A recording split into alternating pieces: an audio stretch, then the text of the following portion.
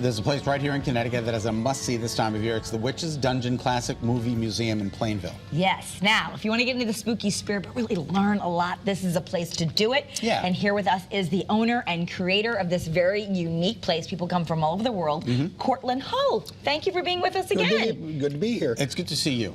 All right, so it all started with models. Yes, and this is the 56th consecutive year. 56? That's incredible. You look a day over 50. Well, thank you. All right, you're welcome. It's the hat. It's the hat, totally. All right, so talk to me about this model. This is how it all started. I started building these little Aurora model kits when I was a kid, and that's what inspired me. But they were only 8 inches tall, and you can't be frightened of something only 8 inches tall. Exactly. So I decided that I wanted to make life-size figures because I was always fascinated by wax museums.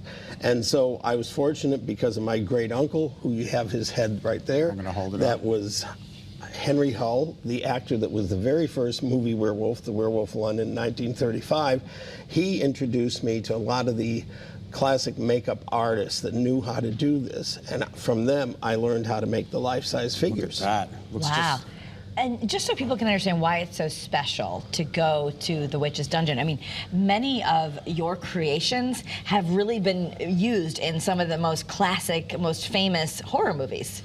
Yes, because I knew Vincent Price very well. And the suit that's on Vincent Price from House of Wax is actually one that he wore in the film. Isn't that amazing? And then we have original props like what we have before us, because it's a combination of original props, original makeups, as well as that's the actual exorcist. Yeah, the actual and exorcist. We'll see that?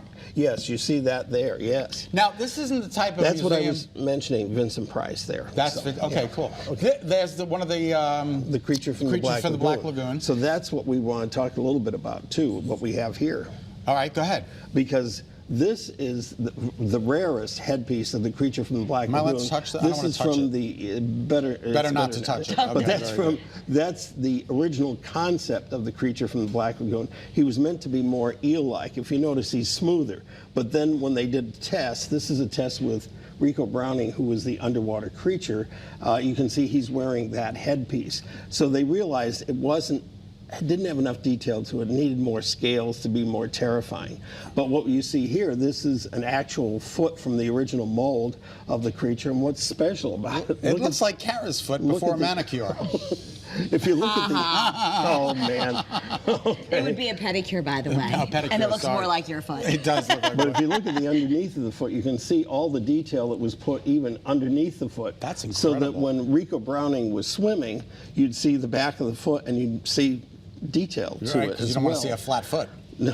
And who is this gypsy woman? This is my own creation, Zenobia the Zenobia. Gypsy Witch. This is a smaller version of her, but the voice was done by June Foray, June Foray was the voice of the witch in the Bugs Bunny cartoon. She was amazing. When did she pass? About 4 years ago. 4 years She ago. was What a just loss. 1 month shy of being 100 years old. God bless her. Really sweet, sweet lady. And then we have the What we Planet of the have here, Apes. we have Cornelius, or Roddy McDowell, from the original Planet of the Apes. This is a life cast of Roddy with the makeup on from the film.